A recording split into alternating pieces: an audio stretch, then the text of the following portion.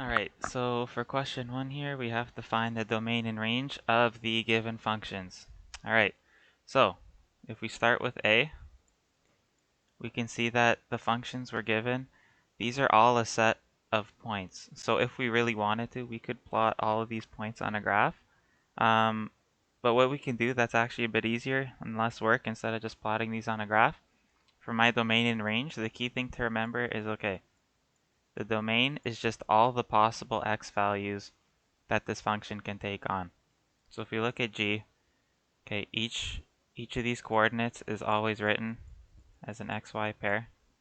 Okay, so we have 1, 2, 3, 1, 4, 2, 7, 2.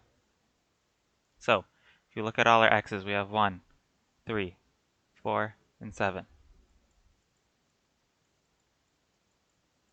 And 7.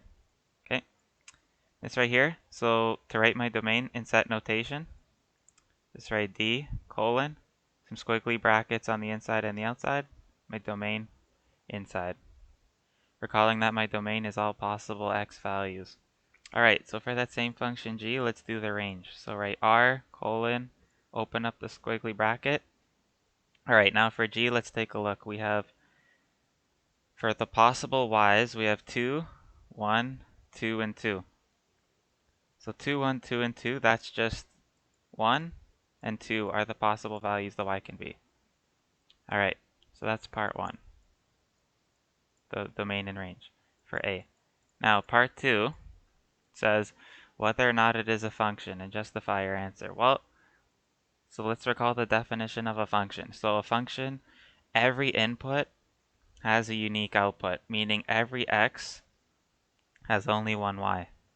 So if we take a look, 1 only has 2, 3 only has 1, 4 only has 2, and 7 only has 2.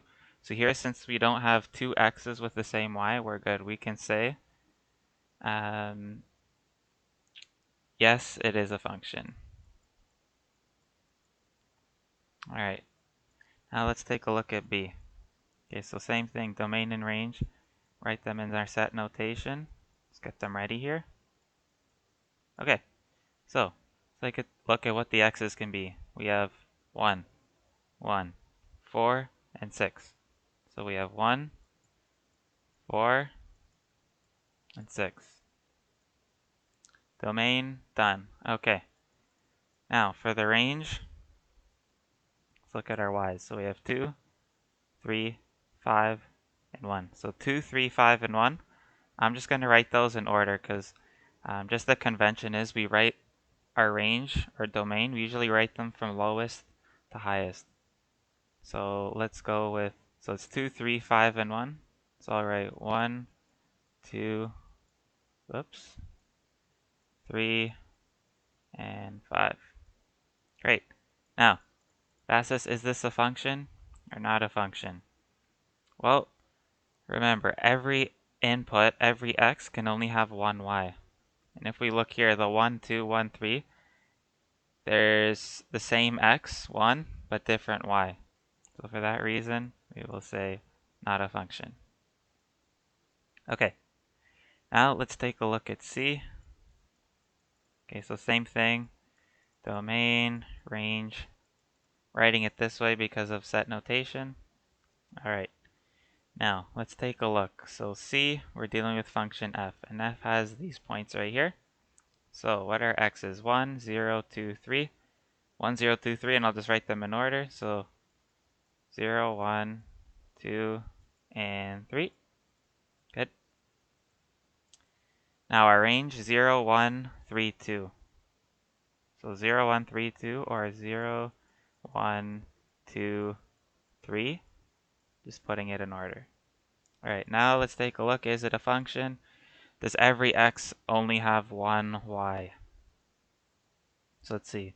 Our x's are 1, 0, 2, and 3. There's no x's repeated, so every x has its own y. So we'll say yes. This is a function. Okay, now the last part for question 1. Okay, my domain and range once again. Alright, so let's take a look. We have function m over here, and what do we have for x? We have 1, 1, 1, and 1. So possible x values are just 1. Now, let's look at our y's. We have 2, 5, 9, and 10. So 2, 5, 9, and 10. Alright, now let's answer, is it a function or not a function? Remember, every x can only have one y for it to be a function. If we take a look, we have x equals 1 with a y of 2. Oh, but then we have x equals 1 with a y of 5, and etc. We have all these x's with 1's, the same x, but different y's. So for that reason, we'll say no, this is not a function.